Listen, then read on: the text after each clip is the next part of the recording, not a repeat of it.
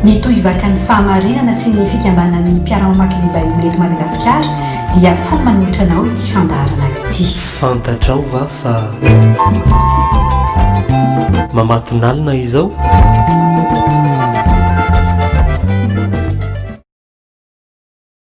Faly miarabanao ao anatin'izao fandaharana Mamatonalina izao.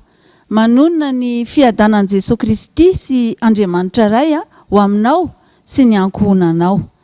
Andeha hivavaka isika.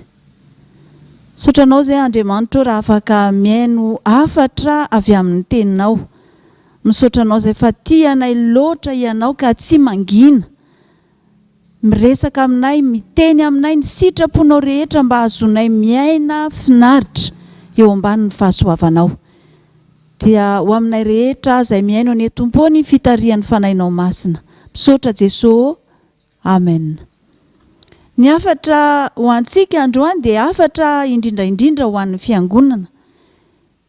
Iza moa ny fiangonana fa ny mpino rehetra, ny fiombonan'ny mpino rehetra no atao hoe fiangonana.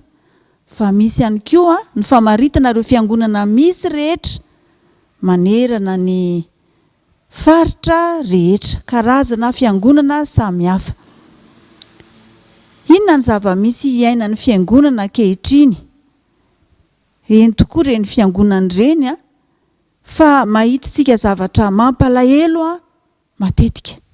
Fisaratsarana, samy maka ho azy, fifampitsarana, fifaninanana. Dia manjary valalanina ny tsy mpino. Ary ny filazany tsara mihitsy no tsy voatory manoloana ireny toetra sadasada asehon'ny fiangonana samihafa ireny. Ny filazany tsara ny Jaona 7:20 manomboka amin'ny 9:20 ka hatramin'ny 9:20 no angalantsika fampianarana afatra ho antsika fiangonana. Ny filazany tsara ny Jaona 7:20 moa dia misy ilay vavaka nataon'i Jesosy Kristy ho an'ny mpianany. Nataon'i Jesosy Kristy teo am-pamaranana ny iraka nampanaovin'Andriamanitra ray azy teto an-tany. Inona ny votoatiny izao vavaka izao? Manomboka amin'ny 9:20 ka hatramin'ny 9:20 moa no angalantsika fampianarana fa tsy hovakintsika manontolo. Fa ho hitantsika eny ihany ny andinin-tsoratra masina izay manampy antsika ao anatin'ny fandraisana izao afatra izao. Ny votoatin'ny vavaka nataon'ny Tompo dia ny ahatonga ireo mpianany ireo. Azo lazaina hoe miantefa amin'ny fiangonana kosa ny vavaka izany mba ho iray ihany izy rehetra. Eo amin'ny 9:7 Jesosy dia manao hoe ary ho an'ny reto no hanamasinako ny tenako mba hanamasina ny fahamarinanao azy. Ny hevitry ny teny hoe masina dia voatokana. Tokony ho hita eo amin'ny fiangonana izany toetra voatokana izany, masina, miavaka, voatokana ho an'Andriamanitra, tsy hiaroaro amin'ny falotoana misy eo amin'izao tontolo izao sy ny manodidina, fa hita hoe fiangonana voatokana, madio, masina, tsy misy pentina ho an'Andriamanitra. Dia miteny Jesosy manohy eo amin'ny 9:20 manao hoe ary tsy ho an'ny mpianatra ihany fa izay mino rehetra teo aoriana ihany koa dia ny fiangonana izany amin'izao fotoana izao. Hanana an'io toetra voatokana, masina, miavaka io. Ny toy ny vavaka nataon'i Jesosy dia manao hoe mba ho iray ihany izy rehetra. Tahaka anao ray ato amiko ary izaho koa ao aminao. Mba ho ao amintsika koa izy mba hinono izao tontolo izao fa ianao no naniraka. Araka ny 1:20. Firaisana manokana. Raha miteny Jesosy mba ho iray ihany izy rehetra dia firaisana manahoana no ambarana? Dia ny firaisana misy eo amin'ny Jesosy Kristy sy Andriamanitra ray.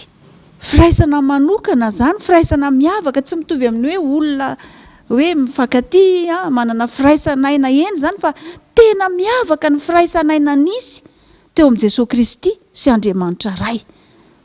Ny zavatra rehetra nataon'i Jesosy dia nierany tamin'ny rainy, napetrany tamin'ny rainy. Ny Andriamanitra ray koa dia tena nanana fiombonana tamin'i Jesosy Kristy. Firaisana manokana, firaisana tanteraka nisy teo amin'ny ray sy ny zanaka. ary zany firaisana zany fiombonanaina izany a no tiany Jesosy izy eo anivon'ny fiangonana. Nomeko azy ny voninahitra izay nomenao mba ho iray izy tahaka ny maha iray antsika, hoy ny 2:20, mba ho iray ny fiangonana tahaka ny maha iray an Jesosy sy Andriamanitra rainy. Izaho ao aminy ary ianao ato amiko mba ho tanteraka ho iray izy, mba ho fantatra izao tontolo izao fa ianao efa naniraka sady efa tia azy tahaka ny tiavanao aho. Inona ny tanjon'ilay firaisana? Inona ny tanjona lehibe ao ambadika ilay firaisan'ny mpino na ny firaisan'ny fiangonana? Dia izao, mba ho fantatra izao tontolo izao fa ianao efa naniraka sady efa tia azy. Mba ho fantatry ny tsy mpino fa Andriamanitra efa naniraka an Jesosy Kristy ilay zanany ilay tokana hitondra ny fanjakan'Andriamanitra eto amin'izao tontolo izao. Ny zavatra azo lazaina dia izao, tanteraka io vavaka nataon'i Jesosy io tamin'ny andro Pentekosta. Dia ny tantaran'ny fiangonana voalohany. Ny asan'ny apôstôly toko 2 no mitantara ny latsahan'ny fanahy masina tamin'ny andro Pentekosta, fa tamin'io andro ihany koa rehefa nitory teny Petera dia nisy olona eo amin'ny 3,000 nandray ny famonjena nino ary lasa ho isan'ny mpino. Dia inona ny toe-pon'ireo, inona ny toetran'io fiangonana voalohany io? Ny 2:20 no milaza azy. Ary izy ireo naharitra tamin'ny fampianaran'ny apôstôly sy ny fiombonana sy ny famakinany mofo ary ny fivavahana. Fa ilay fiombonana indrindra ny tena tsindriana amin'izao afatra raisitsika izao, manana fiombonana, communion. Io fiangonana voalohany io dia nanana firaisan-tsaina, nanana firaisan-kina, satria na ny zavatra rehetra nananany azy dia natambany daholo, dia nikambanany rehetra zany. Fiombonana tena manokana, firaisana tena manokana, dia zany nisy ho an'ny fiangonana voalohany. Na mahatanteraka n'io firaisana io dia izao hoe ilay fananana ny fiainana mandrakizay. Ny fiangonana, ny mpino dia mpiombona amin'ilay fiainana mandrakizay omeny Jesosy Kristy tompo. Samy manana fiainana mandrakizay tsika rehetra, samy andova ny fiainana mandrakizay sika rehetra.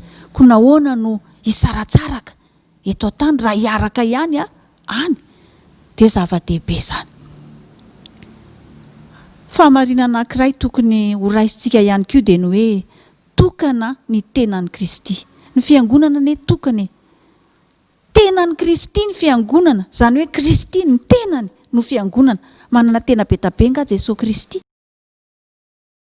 Betabenga ny tenan'i Jesosy Kristy, tsia iray ny tenan'i Jesosy Kristy, dia toy izany koa tokony ho iray ny fiangonana. Ny Efesiana toko 4 dia manome toetra n'io tenan'ny Kristy io, antony izay tokony iraisany io tenan'ny Kristy io. Iray ny tena, iray ny fanahy toy ny antsonanareo amin'ny fanantenana iray momba ny fiantsonanareo. Iray ny tompo, iray ny finoana, iray ny batisa, iray Andriamanitra, sady rainy izy rehetra. Ny Efesiana toko 4 ny 4 ka hatramin'ny 9 no manambara izany. Tokony ho zavatra mandeha ho azy ilay firaisana, satria hoy izy hoe tena iray, fanahy iray, tompo iray, finoana iray, batisa iray, Andriamanitra iray. Iraisan'ireo mpino rehetrareo zany rehetra zany, iray avy ireo. Tsy fanahy be da be ny ao anatin'ny fiangonana, fanahy masina iray ihany, tena iray, tompo iray, Jesosy Kristy iray ihany, finoana iray, ny finoanan'i Jesosy Kristy, Andriamanitra iray, rain'i Jesosy Kristy. Dia ohatrany mieritreritra hoe tokony handeha ho azy ny firaisana, fa iray ny iraisantsika rehetra, tena tokony ho lojika ny firaisan'ny fiangonana. Ary ohatrany hoe hafahafa azy hoe maninona no tsy iray, dia mahamenatra ny tsy firaisantsika eo anatrehany zany fahamarinana izany. Fotoana tokony iraisan'ny fiangonana izao, tena tsy misy antony, tokony sarahana raha ireo fahamarinanareo no jerena. Inona reny fanalahidy pratika ahatanteraka izany firaisana izany. Ny andininy fahenina amin'ny 20 tamin'ny Jaona 7:70 ny vakitsika teo no manambara azy. Mba ho ao aminy ny fitiavana izay nitiavana ho aho ary izao koa ho ao aminy. Ny fitiavana. Tsy ny fitiavantsika olombelona. Ny fitiavantsika olombelona voafetra. Misy fetrany foana. Misy antony ihany koa. Misy antonyntsika voatia. Fa ny fitiavan'i Jesosy Kristy. Ny fitiavana izay nitiavan'Andriamanitra an' Jesosy Kristy. Ilay fitiavana tsy misy fepetra. Ilay fitiavana lehibe indrindra. Izay ny fanalahidy. Ka izay fitiavana izay ny tokony ho angatahantsika mafy dia izay fitiavana izay nijerentsika. Ireo ray tampo amintsika rehetra ao amin'i Jesosy Kristy. Na inona antokom-pinoana misy azy. Fa rehefa manana an'i Jesosy Kristy ho tompo sy mpamonjy izy. Manana n'Andriamanitra ray ho rainy. Manana ny fanahy masina ho mpitaridalana. Ireo no Andriamanitra telo izay ray ao anatintsika. Dia tokony hisy ny firaisana. Didy vaovao no omeko anareo Jesosy Kristy. Dia mba hifankatiavanareo. Eny aoko tahaka ny nitiavako anareo no mba hifankatiavanareo kosa.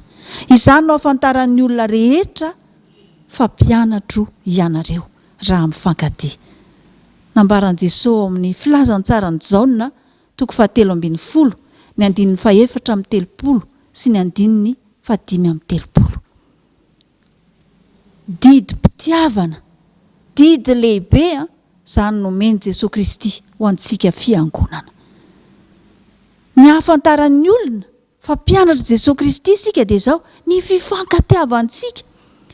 Ny hevitra tsy mitovy foana, ny fihevitra, ny fijery mety tsy mitovy ireny, ny toetra tsy mitovy ireny. Samy hafa ny antsika, olombelona samy hafa, fiangonana samy hafa, saingy izao ny fitiavana no mamatotra antsika. Tia isika satria Jesosy Kristy efa tia antsika taloha, namonjy antsika ary nanome antsika ny fiainana mandrakizay. Ka ireo namantsika rehetra mifampitantana hiara-mandeha amintsika hiditra ny fanjakan'Andriamanitra ireo dia tokony ho tiantsika. Ary tena tokony hoeverintsika hatrany ny hampandroso azy ireo. Hoeverintsika hatrany ny firaisana ao anatin'ny zavatra rehetra. Satria raha vavintsika, anadahantsika hiditra ny fanjakan'Andriamanitra ireo. Ambony ny zavatra rehetra ny fitiavana, fijerena azy ireo ambony noho ny tena. Tsy ny tombontsoa ihany fa ny tombontsoany ihany koa mba handrosoany ny fiangonan'Andriamanitra. Izany no ahafantaran'ny olona rehetra fa mpianatra ianareo. Raha tiantsika ho voatory ny filazantsara dia tokony asehontsika izany fifankatiavana izany. Tokony asehontsika izany firaisana izany eto Madagasikara. Raha tiantsika ho voatory eto Madagasikara ny filazantsara ny famonjeny Jesosy Kristy dia tokony ho hitany izao tontolo izao eto Madagasikara fa manana firaisana ny fiangonana. Mba ho iray ihany ny fiangonana tena fotoana tokony hanapahana hevitra hifampitantana izao riavako. Hifampitantana, hiaraka, hifampandroso, hifampitsimbina, hifankatia hiditra ny fanjakan'Andriamanitra. Ho amintsika rehetra ny fahasoavan'ny tompo mba hatanteraka izany. Ndeha hivavaka isika. Sotranao zahay tompo malalo noho izany afatra sokafinao aminay izany. Menatra izahay eo anoloan'ny afatrao satria tena mbola manjaka ny fisarantsarahana raha ny fiangonanao eto Madagasikara. Mbola misy ny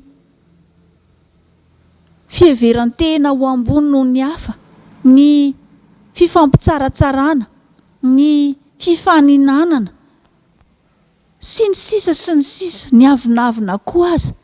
Hifonanay aminao izany rehetra izany. Mivavaka aminao izahay mba hiasa mahery ny fanahinao masina ampiray anay. Araka ny sary ny azo fijalianao Jesosy. Lay jadona midina ny efa nampiraisanao anay tamin'Andriamanitra ray. Fa lay mitsivalana kosa dia mba tena ho fampiraisana anay samy izahay ane zany ka ho hitany zao rehetra zao fa mifankatia ny fiangonana ao, mifampitsinjo, mifampandroso, mifanampy ny fiangonana ao. Dia mba ho voatory eto amin'ity firenena ity ny filazantsara-nao Jesosy Kristy, filazantsara ny fitiavanao, handraisanao olona hiditra ny fanjakanao. Dia izany no angatanay amin'ny anaranao Jesosy io, mba ho iray ihany tokoa ny fiangonana eto Madagasikara ka hifampitantana tokoa hiditra ny fanjakanao. Dia misaotra tompony izany afatra ao izany amin'ny anaranao Jesosy Kristy nanaovanay izany vavaka izany. Amen.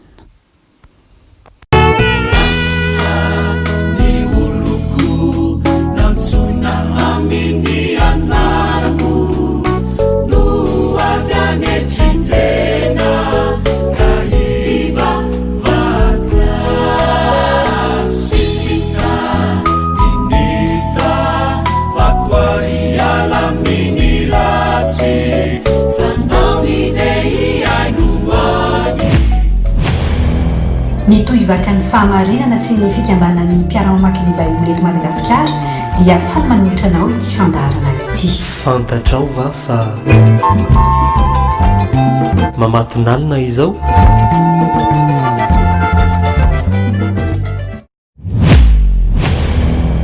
Koa miambena ianareo fa tsy fantatrareo izay andro hiaviany tompontrano na ho hariva na ho mamatonalina na ho maneno akoho na ho maraina. Marika toko fa 13 andiny fa 5 amin'ny telopolo.